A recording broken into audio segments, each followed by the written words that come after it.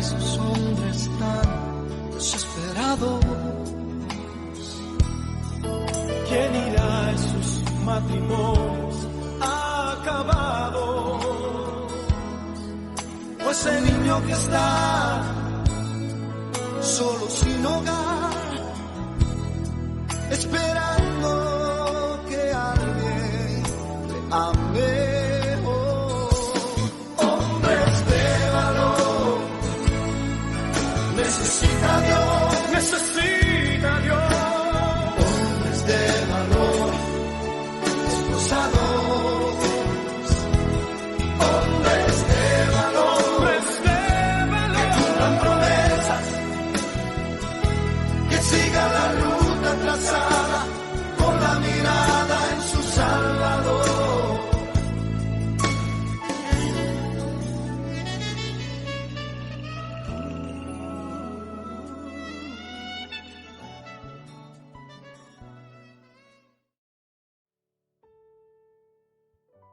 Buenas noches, hermanos. Que el Señor les bendiga. Amén. Es un gusto tener el privilegio de volverlos a saludar por este medio, que llegue la palabra a su hogar por este medio. Queremos aprovechar la oportunidad, una vez si están las Dale, de una posibilidades, saludada. saludar a todas las mamás en su día, ¿verdad? Para desearles a todas las damas, a todas las diaconisas, a todas nuestras señoras madres de la iglesia, ¿verdad? Que tengan un feliz Día de las Madres. Vamos a aprovechar a darles el saludo. Tal vez es muy prematuro, pero cuando ya volvamos a hacer otro servicio ya ha pasado. Ya va a haber pasado la oportunidad de poderla saludar, ¿verdad? Hace 8 días tuvimos la oportunidad de saludar a los caballeros. Hoy vamos a saludar a las damas y aprovechar, ¿verdad?, en desearles un feliz día y que las circunstancias en que estamos viviendo no sean motivo de tristeza, por decirlo así, para no celebrar aunque sea en nuestros hogares ese día. Claro, se puede, ¿verdad? Y aprovecho de una vez para saludar a mi esposa, que tenga un feliz Día de las Madres, porque por lo mismo, cuando volvamos a otro servicio posiblemente ya ni esté. Entonces aprovecho de una vez. Tengas un feliz día. Saludos hasta allá, ¿qué es? Los Ángeles. En Los Ángeles. Saludos, Johan. Con nuestros hijos, ¿verdad? Okay. Y vamos a dar inicio a nuestro estudio. Y vamos a hacerlo pidiendo la dirección del Espíritu Santo. Amén. Orando a nuestro Padre que nos oye, ¿verdad? Así es. Inclinemos nuestro rostro. Incline ahí su rostro donde está sentado y dirija también con nosotros esta oración, hermano. Amén. Amantísimo Señor y buen Padre que moras en gloria, nuestro buen Dios, estamos ante ti con mucho respeto, con mucha reverencia, para darte la honra, la gloria y la alabanza, Padre, para decirte gracias por el privilegio que nos da, Señor, de estar delante de tu presencia, por el permiso que nos da, Señor, de servirte, Padre, por el enorme privilegio de saludar a todos, Señor, aunque sea por estos medios, Señor. Estamos agradecidos. Hemos aprendido, Señor, a no renegar, a dar siempre gracias en todo, Señor. Te pedimos tu cobertura, Señor. Te pedimos que tu Espíritu Santo siempre nos acompañe y que no se aleje de nosotros. Bendice a nuestro pastor Edu, que está aquí con nosotros, que él trae la palabra, Señor. Te rogamos que nos hables a nuestras vidas por medio de él, que sea un canal de bendición para nuestras vidas, Señor. Te lo pedimos en el nombre de Jesús, Señor, que ayudes a seguir adelante esta sociedad de caballeros. Ayuda a los hermanos a seguir adelante, Señor. Que la fe no desfallezca, sino que nos fortalezcamos. Como dijo Pablo, cuando más débil estoy es cuando más me fortalezco. Amén. Porque tú eres nuestra fuerza, Señor. Te lo pedimos y te lo rogamos en el nombre de Jesús. Amén. Amén, maldito. Entonces vamos a tener a continuación, hermanos, la lectura del texto que estamos ubicados en Juan capítulo 17. Mario va a leer los versículos 11, 21, 22 y 23. Le adelantamos, hermano, que el tema de esta noche es Jesús pide por la unidad de sus discípulos. Así que el tema de la noche va a versar sobre la unidad, la necesidad de la unidad en la iglesia. Tenemos entonces la lectura Así con es. Mario. Hermanos, abran sus Biblias en San Juan, capítulo 17. Acuérdense que San Juan es el último de los 4 evangelios. Así mero. Está Mateo, Marcos, Lucas y Juan, ¿verdad? Así. Entonces, lo vamos a leer en el 17, vamos a leer el capítulo 11, de ahí nos vamos a saltear al 21, 22. Así es, ¿verdad, hermano? Y 23, sí. Y 23, ok. Entonces vamos a leer San Juan 17, 11. Y ya no estoy en el mundo, mas estos están en el mundo, y yo voy a ti. Padre Santo, a los que me has dado, guárdalos en tu nombre, para que sean uno, así como nosotros. El 21 dice, para que todos sean uno, como tú, oh Padre, en mí, y yo en ti también, ellos sean uno en nosotros, para que el mundo crea que tú me enviaste. La gloria que me diste, yo se las he dado, para que sean uno, así como nosotros somos uno. Yo en ellos y tú en mí, para que sean perfectos en unidad, para que el mundo conozca que tú me enviaste y que los has amado a ellos, como también me has amado a mí. Wow, qué interesante. Qué fuerte, ¿verdad? Sí. Alguien dijo, fíjate Mario, que de todas las oraciones que hizo Jesús, esta oración que dice, Padre, que sean uno, alguien dijo que esta es la única oración que Dios no puede contestar. Porque el único que puede contestar esta oración es la iglesia. Porque es la iglesia la que debe hacer que esto se lleve a cabo. La única oración que es la iglesia la que debe responder. Porque depende de la iglesia que se haga o no. El someternos a Dios, el buscar a Dios, ¿cuál sería la respuesta, por decirlo así? Porque Jesús pidió que sean uno. Uh-huh. Bueno, en las demás oraciones, no te pido que los quites del mundo, sino que los guardes del mal. Ajá. Esa es una oración que el Padre contesta.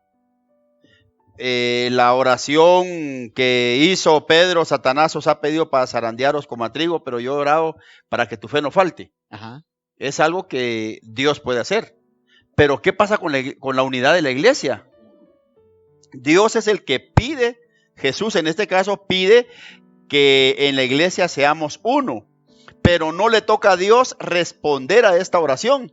En este caso le toca responder a la iglesia. Fíjate, que es la única oración, alguien dijo que le toca. También, Mario, donde hay divisiones, donde hay exclusividad, donde hay competencias entre iglesias, ese cristianismo está en peligro. Está dividido, no son uno, ¿verdad? ¿Sí? Mismo Jesús, una vez a Jesús se le acusó de que él curaba a los enfermos por el poder de Belcebú. Jesús les dijo, si yo echo los demonios, que son malos, ¿va?, en el nombre de Belcebú, ¿qué estoy haciendo? Un reino dividido contra sí o contra sí mismo no puede prosperar. O sea, Jesús dijo que es ridículo, ¿verdad? No tiene lógica que un reino que se opone a sí mismo pueda continuar funcionando hasta el fin. Y si esto aplica para los demonios y para el reino del mal, también aplica para la iglesia. Un reino dividido contra sí mismo no permanece. Mario, yo te sé una cosa. Si la iglesia, después de 21 siglos, ha permanecido, no ha sido por la capacidad de la iglesia, Mario. Como nos hemos comportado todas las generaciones de cristianos, desde el siglo I hasta acá, la iglesia ya hubiera desaparecido, saber hace cuánto. Pero Jesús dijo, las puertas del Hades, las puertas del infierno, ¿verdad?, no prevalecerán contra la iglesia. Porque la iglesia se ha encargado, Mario, de, ¿verdad?, entre nosotros nos tiramos pedradas, ¿verdad? Sí, así es. Ya no, dijo alguien, va con amigos así, ¿para qué enemigos, va? Sí, podría decirse que ya ni necesita el enemigo meter las manos. Porque Sí, nosotros... entre nosotros nos acabamos. Sí. Entre pastores hablando mal de otros consiervos, ¿verdad? Entre los miembros hablando mal de los hermanos de otra iglesia. Entre denominaciones hablando mal de otras similares. Imagínate, Mario. ¿Cómo puede prevalecer un ejército así? Se dice que los grandes imperios, algunos de ellos cayeron porque había, se dice, escisión.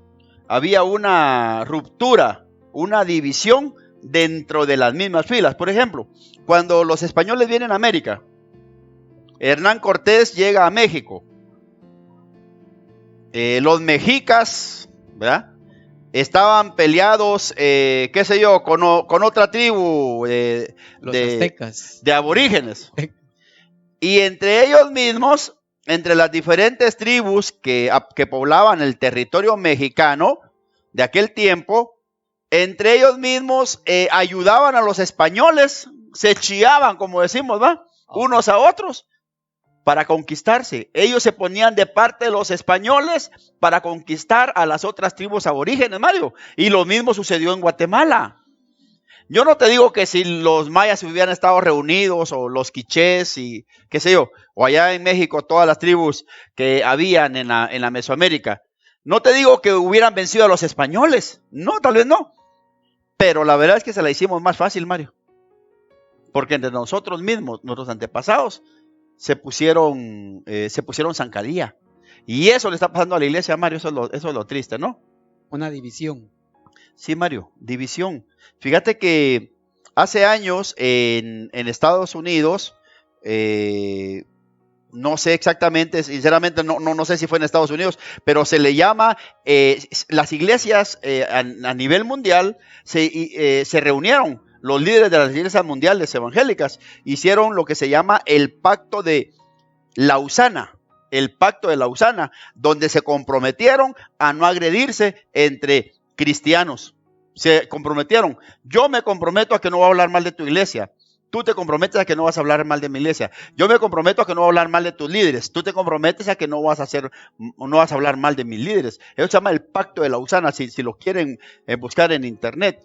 Eso sucedió y otra vez, tal vez por ahí nos pueden buscar en qué ciudad fue. Interesante, Mario.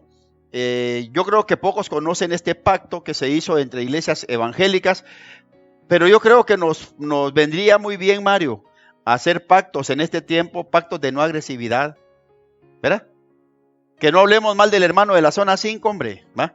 Que no hablemos mal del hermano que predica carretera al Salvador. Volvernos uno. Sí, que tal vez yo no comparto todos los pensamientos de los hermanos anteriormente dichos y de otros hermanos que predican por allá la palabra, pero y si vamos a levantarnos, no que sea en contra de personas, Mario, que sea en contra tal vez de ideas, ¿verdad? Que no peleemos, ¿verdad?, entre nosotros como cristianos, que digamos no estoy de acuerdo con esta idea, no comulgo con esta idea. Eso es una cosa, a que yo ataque a la persona y que yo ataque a la denominación. Sí. Eso es algo que debemos hacer, Mario. Bien interesante. ¿Verdad que lo debemos hacer, Mario? Sí, sería una muy buena práctica. ¿Verdad? Sí. Y empecemos nosotros, ¿verdad? No hablemos mal entre nosotros. El hermano tiene sus cosas raras, también yo las tengo, ¿va? ¿Va? Sí. Es que el hermano hoy sí se pasó con lo que hizo y yo también me he pasado con otras. Ay, Mario.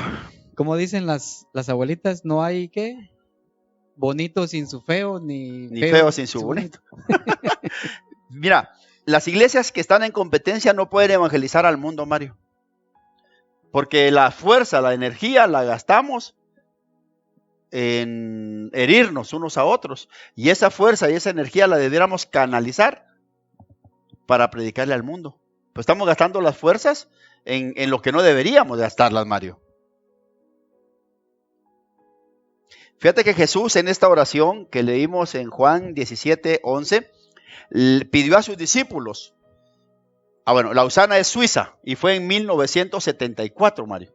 Lausana, Suiza. Es que tal vez en mi mente se me cruzó con Luisiana, que sí está en Estados Unidos, ¿va? Lausana es Suiza.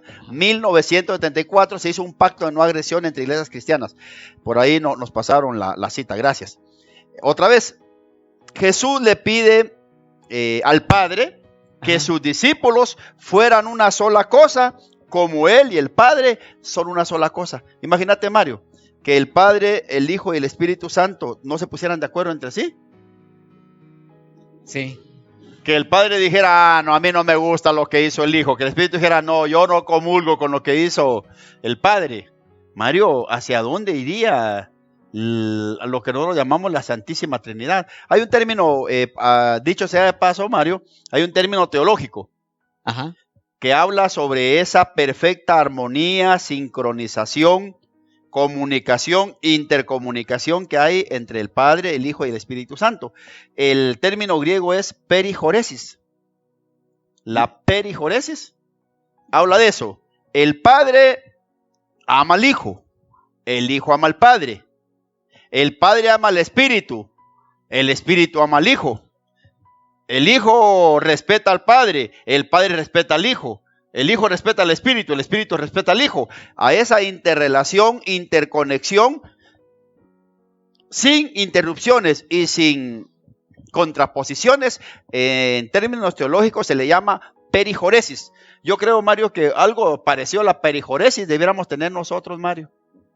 Sí, deberíamos de cambiar nuestras actitudes, ¿verdad? Ay, Mario, se han hecho cosas tan malas, tan ridículas, Mario, sinceramente. Mira, este mensaje en teoría lo vamos a ver solo, casi solo evangélicos, ¿verdad? Pero hay cosas que hemos hecho los evangélicos, Mario, que dan vergüenza. Fíjate, se ha hablado de una cuadra por allá, aquí en Guatemala, donde habían dos iglesias en la misma cuadra y quedaban casi enfrente. Mira, pues, usemos no lo que Jesús nos mandó, usemos siquiera un poco de educación y de humanidad. Si tú eres un pastor y yo soy otro pastor, que tenemos una iglesia evangélica enfrente, ¿sabes qué sería lo mejor? Yo te toco la puerta o tú me tocas la puerta, nos echamos un café y decimos, hermano, ¿qué día va a ser cultos? Yo voy a hacer lunes, miércoles y viernes. Yo voy a hacer martes y jueves, pues. No nos hacemos tierra, sino que ¿qué hacían las iglesias de estas? Este le ponía 10 de volumen, el otro le ponía 11, aquel le subía 12, así se estaban. Y se tiraban entre ellas mismas, ¿verdad? Yo digo, Mario, sinceramente que casi todas las iglesias evangélicas en algún momento hemos cometido este tipo de pecados. Después de que nos hemos cuidado mucho de pecados de índole moral, del cigarrito, del guarito, nos hemos evitado de cuestiones, ¿verdad? De esos pecados, como decimos, de esos pecados que sacan humo, ¿verdad? De las cosas que se ven. Así es. Cuidado con el adulterio, cosas como esas. Pero hemos hecho cosas malas, Mario, como iglesia, ¿verdad? Al no apoyar a los hermanos de la otra iglesia que están haciendo una obra, pues no le compren a ellos, no les compren porque ellos no son de nuestra iglesia. Ellos están vendiendo no sé qué, no, déjenos ahí, que miren que cuando nosotros vendemos ellos no nos compran. Hermano, qué pena, qué vergüenza. Hemos tenido malas actitudes, ¿verdad? En lugar de decir, si estamos peleando para el mismo ejército, pues estamos jugando para el mismo equipo. ¿Cuál es el problema? Para el mismo Dios. Por supuesto. Así es. Pero no nos ponemos todavía de acuerdo. Alguien dijo también, esto lo dice el experto en Nuevo Testamento, apellido Barclay, dice, no ha habido otra oración suya de Jesús que los cristianos individuales y las iglesias hayamos puesto tantas trabas para que se cumpliera. O sea, pareciera que las demás oraciones, Mario, de Jesús, los cristianos nos hemos preocupado porque se lleven a cabo. Pareciera, dice Barclay, que es esta oración de Jesús, que sean uno, la que los cristianos individuales y las iglesias, como corporaciones, como que nos hemos puesto de acuerdo para ponerle trabas a esa petición, Mario. O sea que ¿Llora sangre o no, Mario? Sí. Jesús ahí estaba pidiendo a Dios que velara por estas circunstancias que él sabía que iban a pasar. Jesús estaba orando a Dios que nos ayude a los cristianos, que nos ilumine esta cabeza fría que tenemos, esta cabeza dura como roca, como dice Vidal en uno de sus cantos, ¿verdad? Cabezas duras como roca. Jesús le estaba pidiendo a Dios que nos ilumine para que aprendamos a hablar un mismo idioma, para que caminemos en un mismo sentido, Mario. Otra vez, Mario, nunca nos vamos a poner de acuerdo en todas las cosas de forma. En forma, por ejemplo, el pentecostal aplaude, el hermano centroamericano no aplaude, ¿verdad? Exacto. El neopentecostal usa danza tipo hebrea, el pentecostal tradicional no usa danza tipo hebreo. Ok, esas son cuestiones en las que si yo no comparto y los hermanos lo hacen, pues yo me preocuparé porque la liturgia de la iglesia se lleve a cabo como la denominación lo manda. Pero porque me voy a empeñar en criticar a los hermanos de otra denominación que lo hacen. Si ellos lo hacen, sí. Y si ahí se gozan, ¿qué podemos hacer? Están felices los hermanos ahí, echándose el dancing, ¿verdad? Felices los hermanos ahí que gritan, que se revuelcan y todo. Ahí están ellos, así sienten ellos a Dios. Allá ellos, yo no siento así a Dios, ¿verdad? Ellos sí. Entonces, ¿por qué entonces nos empeñamos en ver cuestiones de forma? Hay cuestiones de fondo que son más importantes, Mario. Fíjate de que yo era, por lo que te he contado, que yo traía otra doctrina, otro pensamiento. Claro. Hasta que viví mis propias comunicaciones o la relación con Dios, he aprendido a que cada quien su relación con Dios, porque si Él así expresa la gratitud que tiene para con Dios, entonces ese no puede decir de que está haciendo algo malo porque él está agradeciendo a Dios por lo que ha hecho en su vida. Sí, exacto. Mira, Santiago lo dice de una forma que en palabras educadas se dice muy lacónica, ¿verdad? Lo dice en palabras muy directas, en blanco y negro, ¿no? Dice, ¿tú quién eres? Dice Santiago, para juzgar al siervo de otro. ¿Qué significa? En aquellos tiempos, los amos tenían a su servicio a varios esclavos. Yo tenía a mi servicio a varios esclavos también. Estamos hablando de los tiempos de la Biblia. Ajá. Entonces, si el siervo de otro señor hacía tales y cuales cosas para su señor, mientras mis servidores hicieran las cosas para mí, ¿qué me importa lo que están haciendo aquellos con su señor? Por eso Santiago dice, ¿quién eres tú para juzgar? ¿Quién eres tú para juzgar a los siervos de otro señor? ¿Quién eres tú? O sea, si él lo hace para su señor, lo hace. Si los hermanos están, no sé, otra vez te digo, ¿verdad? Los hermanos están danzando ahí lo que ellos consideran que es para Dios. Pues que dancen, pues. Yo no lo hago, no acostumbro eso. Pues si lo quieren hacer, pues es cuestión de ellos. ¿Quién soy yo para juzgar al siervo de otro señor? Ellos para su señor lo hacen. Y yo para mi señor, exacto, lo hago de otra forma. Yo la vez pasada le comenté a los hermanos allá en la casa del hermano Gumercindo, ¿cómo fue que yo sentí la presencia de Dios? Yo nunca había sentido eso.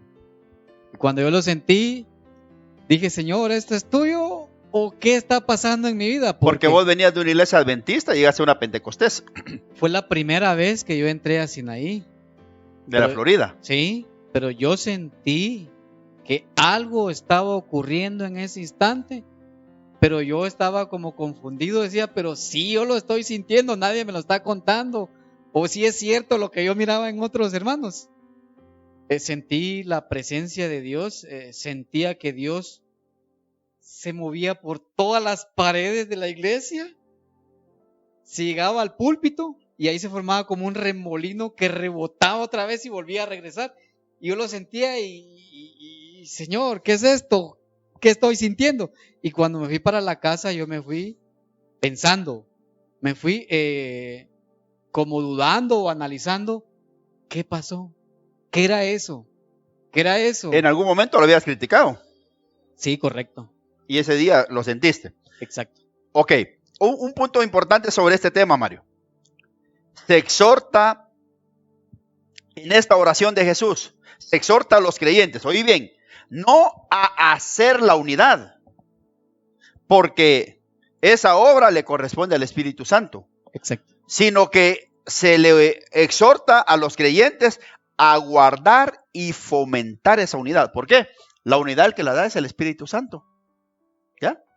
¿Qué tipo de unidad del Espíritu Santo? Dentro de tu corazón mora el Espíritu. Del mismo Espíritu que mora en tu corazón, de ese mismo Espíritu, bebimos todos, dice Pablo, ¿verdad? Ajá. Bebimos de un mismo Espíritu. Ese Espíritu de Dios que está en cada creyente es como ese común denominador que nos une.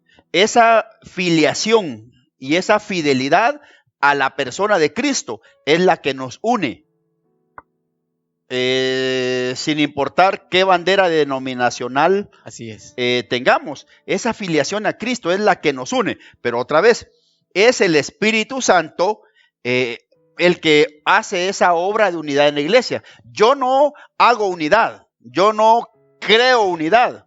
Jesús me manda, Dios me manda a guardar la unidad que ya ha dado el Espíritu, a fomentarla, a hablar bien de ella, a decirle, hermanos, continuemos en unidad. Me Amén. manda a no romperla, Mario, en otras palabras. Amén. O sea, que nos mandara a fabricar unidad, diría, ay Dios mío, qué difícil. No, la unidad ya la dio Él. El Señor dice, ¿saben qué? No la rompan, hombre. Foméntenla. No es tan difícil, fíjate, Mario. No es tan difícil, pero se ha complicado para nosotros, Mario. Seamos sinceros, ¿verdad? También lo que deberíamos hacer es lo que decíamos antes, ¿no? Esa imitación de lo que hace el Padre con el Hijo y el Espíritu Santo, ¿verdad?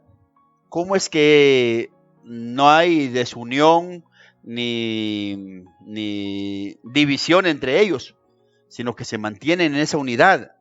Pero fíjate, Mario, que hay una frase que está en el versículo 23.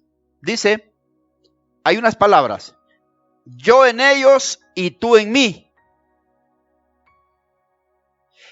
Nos habla de esa unidad, Mario, que no es por cuestiones éticas, sino que es por el ser mismo de la iglesia. O sea, no debemos guardar unidad solo por cuestiones estéticas, solo por guardar apariencias. Ay, pero cómo se miran de feo los hermanos peleando. De eso vamos a hablar en un rato. Qué feo nos miramos los hermanos peleando, Mario. Qué feo se mira cuando una iglesia le tira a la otra. Qué feo, Mario. Sí, definitivamente. Más cuando hay inconversos en el culto, ¿va? Exactamente. Horrible. Lo que hacen es que en vez de atraer más almas a la iglesia, que se vayan los que ya están, ¿verdad? Sí. Pero otra vez, no, este pasaje no habla solo de cuestiones estéticas, de que qué bonito se vería o que qué feo se ve, sino que es el ser mismo de la iglesia el que está en juego, Mario. La integralidad de la iglesia está en juego. Que no haya fisuras en la iglesia, que no hayan hendiduras en la iglesia. ¿Y sabes cuál es el otro problema, Mario? Que hemos tenido un pensamiento muy localista. Para mí la iglesia es Asamblea de Dios Sinaí, Santa Isabel 1, Séptima Avenida, 8-45. Eso es la iglesia. Ese es nuestro problema. Somos muy localistas. Nos pasa lo que le sucedió a Israel en los tiempos de la Biblia. En el caso de ellos eran etnocentristas, porque para ellos solo su raza, solo su etnia era la importante, todas las demás que se van al infierno. Ellos tenían un etnocentrismo bárbaro. Nosotros tenemos un eclesiocentrismo, Mario. ¿Ya? No, ya no es cuestiones de raza, porque al fin todos somos chapines, ¿va? Todos somos indios, dijo aquel, ¿va? Sí. El problema con nosotros es el eclesiocentrismo. Preguntale, Mario, a los hermanos de la iglesia bautista, ¿cuál es la mejor doctrina del mundo? Y te van a decir, Sí, que la doctrina de ellos. la bautista. Le Sí. preguntas a un hermano presbiteriano, ¿cuál es la mejor doctrina del mundo? La presbiteriana. Ok, preguntarle Sí. a un hermano adventista, ¿cuál es ¿va? A Sí. un, ¿qué te digo? A un pentecostal. Y si le preguntas a una asamblea de Dios, te va a decir, hermano, la mejor doctrina es la asamblea de Dios. Y qué bueno, Hay algo que yo no comparto. porque qué bueno que creemos que estamos en una buena doctrina, Mario. Sí, hay algo que yo no comparto y se oye a veces muy a menudo. Usan la frase, es que nosotros tenemos la verdad. Ajá. Yo no comparto esa idea. De El ninguna. problema, Mario, de ninguna iglesia. el problema ese es que nos creemos poseedores de la verdad absoluta. Ajá. Bueno, que conste que todos los cristianos nacidos de nuevo tenemos la verdad absoluta en un sentido, que Jesús es la verdad. Él es la verdad absoluta. En ese sentido, sí tenemos la verdad absoluta, pero no solo nosotros. Exacto. El clavo es en que nosotros pensamos que filosóficamente y teológicamente, doctrinalmente Exacto. En y la litúrgicamente somos la última chupada del mango. Exacto. ¿Va? Somos la última Pepsi del desierto. Otra vez. O es esta o no es, dicen. ¿Sí? Y no, yo no comparto esa idea. Como que si allá en el cielo va a haber, bueno, como que el cielo es solo para las asambleas de Dios. Exacto. Es lo que he dicho. Amamos a la misión, Asamblea de Dios. Ahí nací, ahí crecí. Ahí me casé, ahí sirvo a Dios. Pero otra vez, quitémonos de la mente eso, hermanos, ¿oyeron? Amén. Esta es la mejor doctrina del mundo. No, pensemos mejor en preocuparnos por mantenernos en la sana doctrina, hermanos. Y sepamos que cada iglesia tiene sus aciertos teológicos y tiene también sus desaciertos. Ahí sí que no hay para dónde. Eso es más bien lo que deberíamos mencionar. Otra cosa, Mario. El 23 también dice, para que sean perfeccionados en la unidad. ¿Cómo dice en la versión que tenés ahí? Dice, para que sean perfectos en unidad, para que el mundo conozca que tú me enviaste. Pero solo la primera parte. Para que sean perfectos. Para que sean perfectos en unidad. En unidad. Hay otra versión que dice para que sean perfeccionados hacia la unidad. Esta versión es interesante, ¿sabes por qué? Porque nos está diciendo que esa unidad no se ha logrado todavía, Mario. O sea, no se puede decir que alguna iglesia en el mundo haya logrado la perfección de la unidad. ¿Ya? Nadie lo ha logrado todavía. Es como una añoranza, Mario. Es una meta tras la cual debemos ir. Pero lo interesante de perfeccionados hacia la unidad, como dice una versión, Sí. es que nos está diciendo que la unidad cristiana no es algo estático, sino que la unidad cristiana es algo dinámico. Es algo por lo que debemos luchar todos los días, Mario. O practicarlo todos los días. Y luchar por mantener, otra vez, la unidad la da el Espíritu. Estamos Exacto. claros en eso, ¿va? Ajá, sí. No la da el hombre, no la da la denominación, la unidad la da el Espíritu. Pero nosotros nos debemos esforzar cada día, ya que la unidad es una cuestión dinámica, en ir siempre caminando hacia eso. Los errores que hemos cometido, Mario, como denominación, como cristianos individuales, como evangélicos, esos errores, arrepintámonos, ¿da? Amén. Y tratemos de cambiar esas malas actitudes, Mario. Yo creo que son malas actitudes de los cristianos, ¿no? Así es. ¿Qué más, Mario? Cristo dijo que cuando los creyentes lleguemos a tener un grado de amor fraternal entre nosotros, el mundo reconocería que somos sus discípulos. Por eso te pido, por favor, que tengamos el 13:35 de Juan 13:35. Eso lo dijo Jesús durante la cena, la última cena, cuando estaba lavando los pies. ¿Qué dice? Dice, en esto conocerán todos que sois mis discípulos, si tuvieres amor los unos a los otros. Imagínate, este texto de 13:35, que es el mismo tema de Juan, Ajá. sobre la unidad, en la misma línea, Jesús nos enseña que la unidad de la iglesia tendrá servirá como una influencia hacia los demás y será también como una señal de que somos seguidores de Él. 2 veces, en el 21 y en el 23, insiste en esto, para que el mundo crea que tú me enviaste. Eso lo dice el 21 y el 21b y tal vez el 23, de nuevo, para que el mundo conozca que tú me envías. Mario, ¿qué tan importante es la unidad? Edu, aquí quiero hacer una... Sí, una parada. Sí. Aquí dice que en esto conoceréis que sois mis discípulos. Aquí Sí. está la parte que me interesa. Si tuvieres amor los unos con los otros. O sea que si no hay unidad es porque no hay amor. Claro. ¿Sí? O sea que nos falta amor. Nos falta cumplir el segundo mandamiento. Amarás a tu prójimo. Así es. Entonces es lo que hace falta para la unidad y es lo que no hay para que se llegue a hacer la... Así es, Mario, pero otra unidad. vez, ya que es dinámico, ya que no hemos logrado todavía llegar a esa perfección, Mario, siquiera que tengamos la añoranza, pues, siquiera que tengamos ese anhelo, Mario, Deseo. siquiera ese deseo, esa meta. Otra vez, ¿qué tan importante es la unidad en la iglesia? Es tan importante que Jesús dijo, para que el mundo crea que tú me enviaste. No para que la Amén. iglesia crea, la iglesia ya creyó. Exacto. Es para que ellos, para que los de afuera crean que Dios envió a Jesús. Los cristianos, los seguidores, debemos tener unidad. O si no, o de otra manera, los de allá afuera dudarán Exacto. que el Padre envió a Jesús. Mario, tan importante es el tema de la unidad que podría ser que los no creyentes duden de la misión de Jesucristo.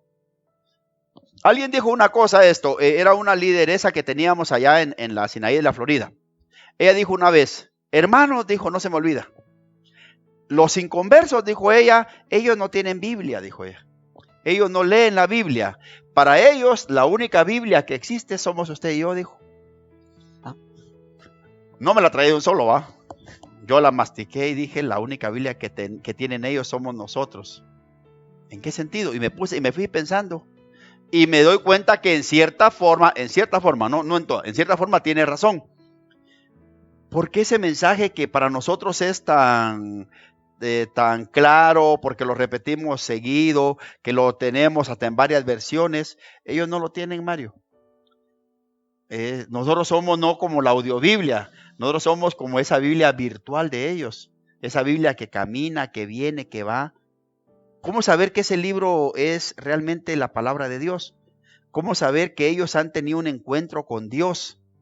¿Cómo saber que eso que predican es cierto? Vamos a ver cómo se conducen. Vamos a ver cómo viven.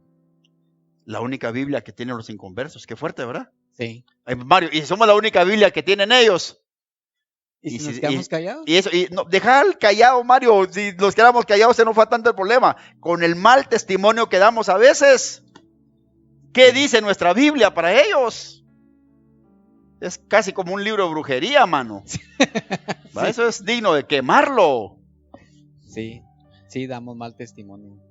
El buen fruto de la unidad de la iglesia será evidencia de un verdadero cristianismo, pero también va a servir para persuadir a otros para que se sumen a nuestras filas, Mario.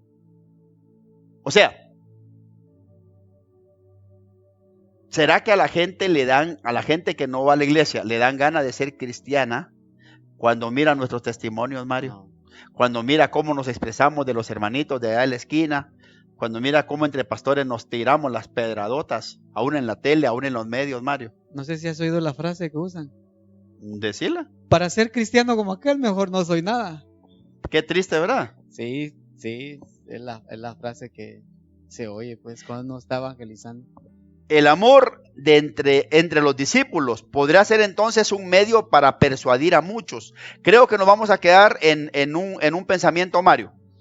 Léete por favor Hechos capítulo 2, 43 al 47. En lo que lo tenés, le cuento a los hermanos que este pasaje de Hechos 2 nos cuenta cómo miraba la gente del primer siglo. ¿Cómo miraba la gente entre el año 40 al año 70 por ahí? cómo la gente concebía el cristianismo, cómo la gente miraba a los cristianos. ¿Qué idea tenía la gente que no era creyente de los cristianos de la iglesia primitiva? Léete, por favor, el 2:42. Hechos 2:43. Al 47, sí.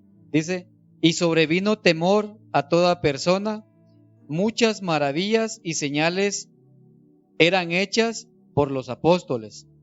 Todos los que habían creído estaban juntos y tenían en común todas las cosas, y vendían sus propiedades y sus bienes, y los repartían a todos según la necesidad de cada uno, y preservando unánimes cada día en el templo y partiendo el pan en las casas, comían juntos con alegría y sencillez de corazón, alabando a Dios y teniendo favor con todo el pueblo. Repetite la última frase. Comían juntos. Dice, y preservando unánimes cada día en perseverando, el templo, unánimes sí, en el templo, ¿sí? partiendo el pan en las casas, comían juntos con alegría y sencillez de corazón. Pausa. Los cristianos perseveraban en el templo. En las casas se reunían para partir el pan. Ahí se refiere a la cena del Señor, ¿va? A la Santa Cena. Sí, a eso. ¿Y qué más? Con sencillez de corazón. Las cosas las comían juntos con alegría y sencillez de corazón. ¿Y después? Dice, alabando a Dios y teniendo favor con todo el pueblo. Alabando a Dios y tenían el favor del pueblo. ¿Qué significa? Que cuando la gente veía la forma en la que ellos vivían el evangelio, ellos pensaban que era algo respetable, que era algo digno de ser seguido. Otra vez, hermanos que nos escuchan, todos estamos viviendo el evangelio de alguna manera. O sea, usted vive el evangelio de una forma, yo la vivo de alguna forma. La pregunta sería, ¿será que el cristianismo que vivimos, porque eso se vive, Mario, Amén, el cristianismo que estamos viviendo es algo digno de ser seguido? ¿Será que la forma en la que llevamos nuestro cristianismo es al menos admirado y respetado por la gente? O como dijo Mario, va, para ser así mejor no soy nada usted. Creo que siempre hay personas de buen testimonio, Mario, ¿va? Gente que dice, mire, él es buen cristiano. La señora no la ve, la señora sí, se ve que sí lleva su religión como debe ser.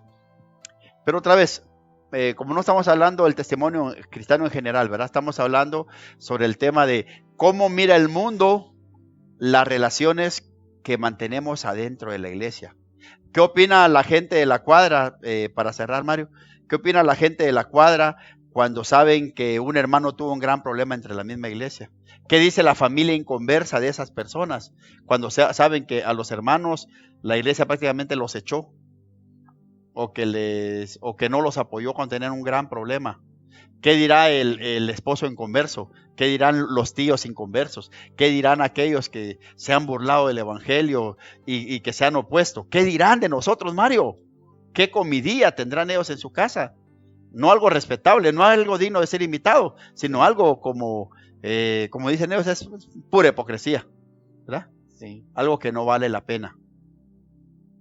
Sí, tenemos que tener mucho cuidado con nuestro testimonio, en todo el sentido de la palabra, en la iglesia, en nuestra vida, en nuestro comportamiento. Y subrayemos en las relaciones que tenemos con los hermanos de la misma fe. Amén. Para que el mundo crea que tú me enviaste, que ellos sean uno, Padre. Mario, otra vez, esperamos que los hermanos que están allá en casa escuchando el mensaje, de verdad que hagamos un examen de conciencia, ¿no? Y que pensemos que tal vez todos nos hemos equivocado, que tal vez todos hemos contribuido para esta mala percepción que el mundo o la gente inconversa tiene de la iglesia. Pensémoslo 2 veces, oye hermano, pensémoslo 3 veces antes de abrir la boca, ¿va? Y tratemos de llevarnos bien, hombre. Que los de afuera que no entienden lo que nosotros decimos, para ellos es una locura todo lo que decimos, ¿va? Peor cuando gritamos y lloramos, peor para ellos, hasta risa les da. Pero siquiera que hay algo, lo que tiene la iglesia primitiva, ¿verdad? Oraban, comían en las casas, iban al templo y gozaban del favor del pueblo. Ay, Mario, qué bonito, ¿verdad? Ahora las iglesias evangélicas muchas veces tenemos todo lo demás.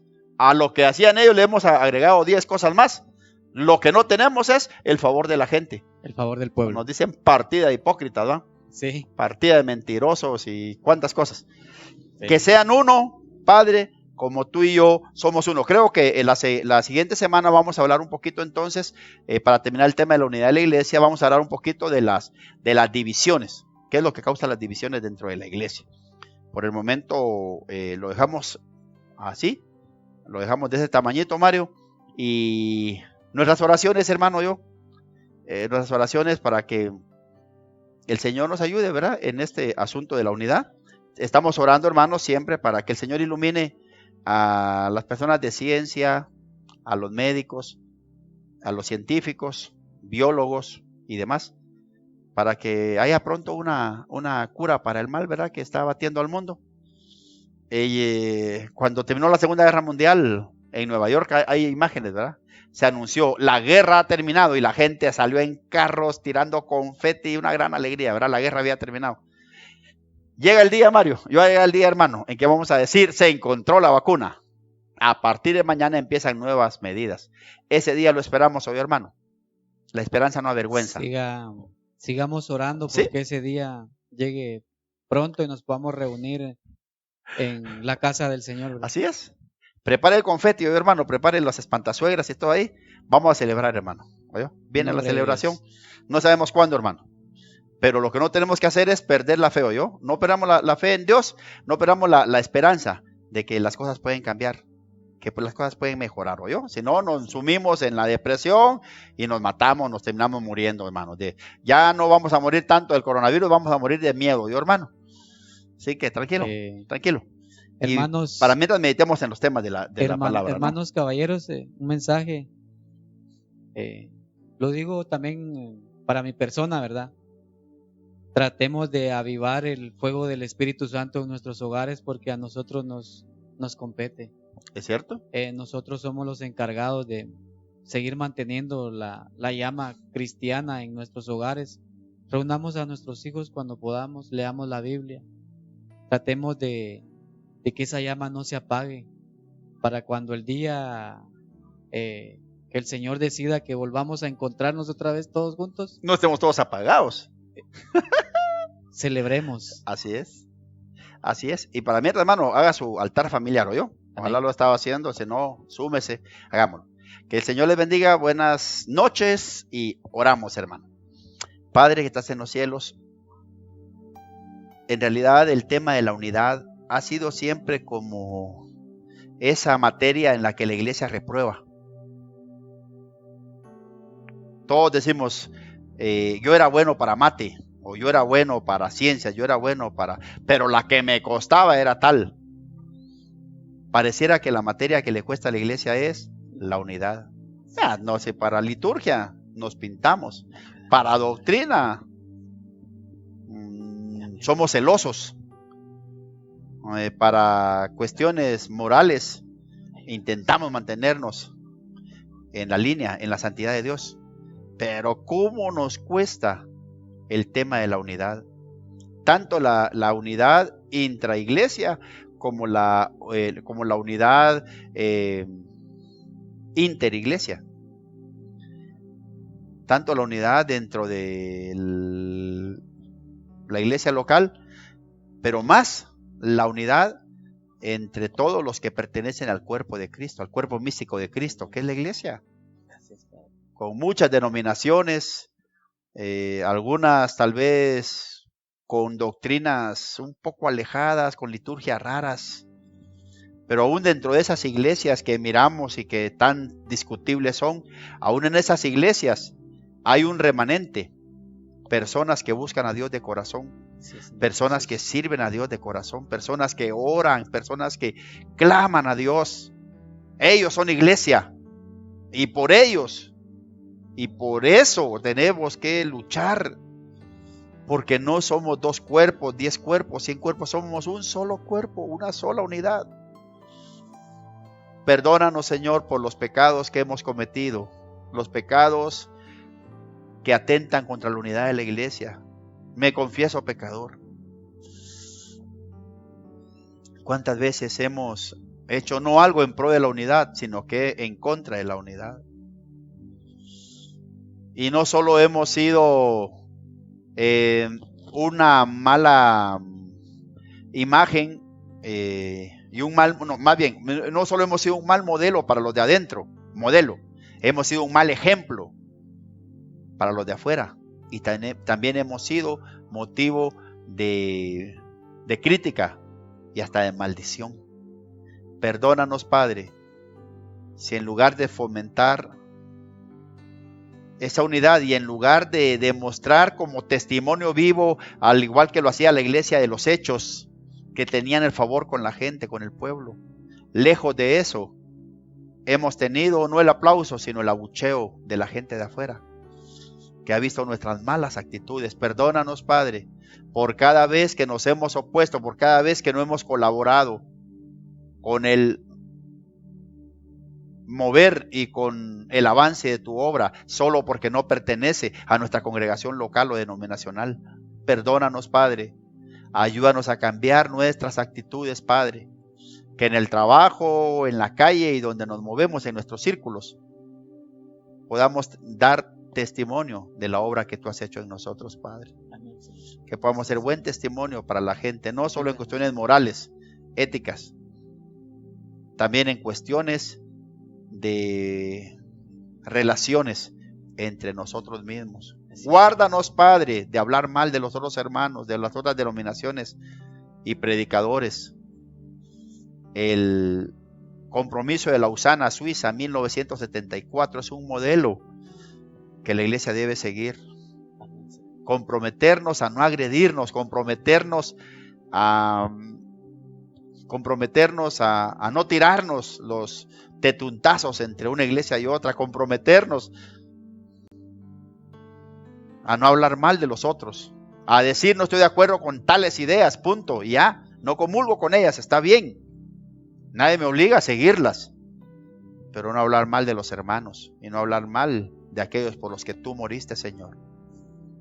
Ayúdanos a hacerlo, por favor, Padre. Y hasta donde sea posible guardar la unidad de la fe, guardar la unidad de la iglesia, Padre. No institucional, no, de tu cuerpo místico, Padre. Ayúdanos a hacerlo. Te lo rogamos para tu gloria y tu honra, Padre. En el nombre de Jesucristo, nuestro Señor y Salvador. Amén y amén. Que el Señor le bendiga, hermano.